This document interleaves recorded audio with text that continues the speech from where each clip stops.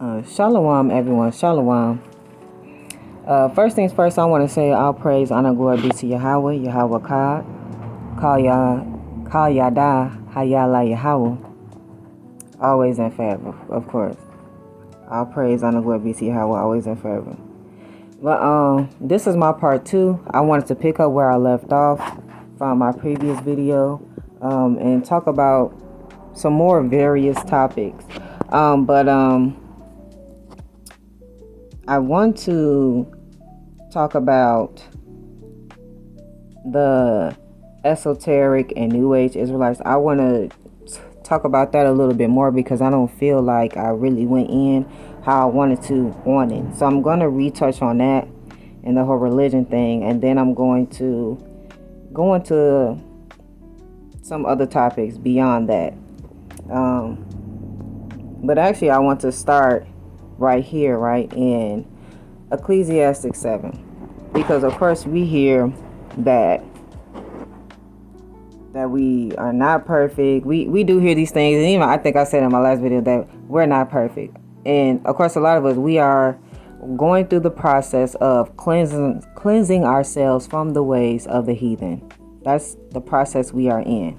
We are in the process of becoming set apart, turning back to the ancient paths and the ancient ways, right? That's the process we are in. But all in all, starting out, right, and I'm going to read Ecclesiastes 7:29, you start out upright, like it says.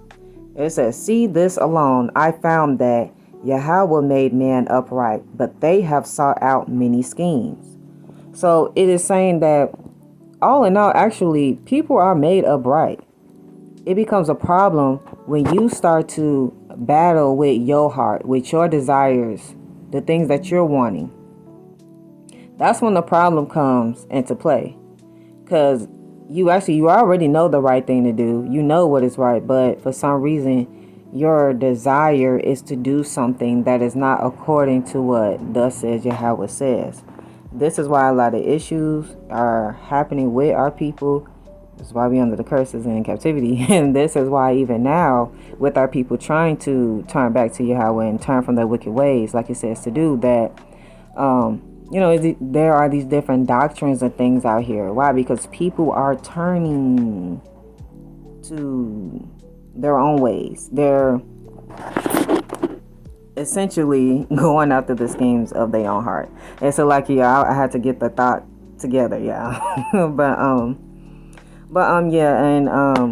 I want to elaborate more on that too with another scripture, right? That's talking about the heart.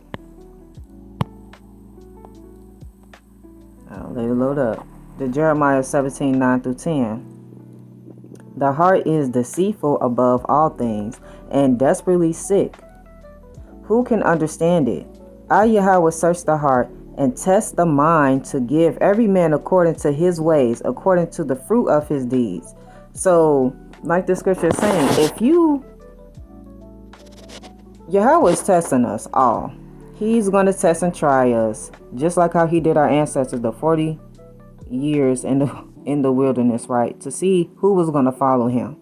It's no different now. Doesn't it say Yahawah don't change? What's the Malachi 3:5? If I'm remembering that correctly, Yahawah don't change. It could be 3:6. I don't know. I don't know why with that scripture I always mix it up, but we know that Yahawah don't change. Okay, and so what was done before will be done again, right? Essentially, like, Yahawah is going to test us. He wants to know, are you going to be down for him, or are you going to be down for these false gods, these dumb idols, right? Who can't save, they can't talk, can't walk. It's a statue, So once again, yeah, it's I, Yahawah, search the heart and test the mind to give every man according to his ways, according to the fruit of his deeds. So a lot of times, these people out here, they're being tested and tried by Yahawah, and they're going through it mentally, and they coming up with all these schemes and doctrines and things like that, pushing it on our people. Like, they're pushing their wickedness and their transgressions and sins and iniquities on our people. And this is when the problem set in. Instead of them going to handle that behind the scenes, like, okay, you might have this wicked thought, or you might even in your own mind, come up with a doctrine, right? That could be a test from Yahweh. It doesn't mean like you gonna dwell, like you shouldn't dwell on it. You shouldn't give into it. Just let it pass. Like, go over in your mind the right thing to do. Like, no, that's not. Why am I thinking about this? No, that's not correct. Let me move on. Like, I know what the scriptures say. I know the right thing. Like, don't bring that to the people. The problem is these people will bring their wickedness to the people. And then our people get beguiled. They get tricked. And now they because they they want to be led, they following up behind a man, and boom, because you trusted in the man, he's being tested and tried by Howard to see what he gonna do. You jumping in on his bandwagon, now you going through it too. So that's why I keep saying and warning the people, like, be careful. Make sure that you're reading this Torah. Make sure you're praying, you fasting, you seeking Yahweh. Okay, that's what you're supposed to do.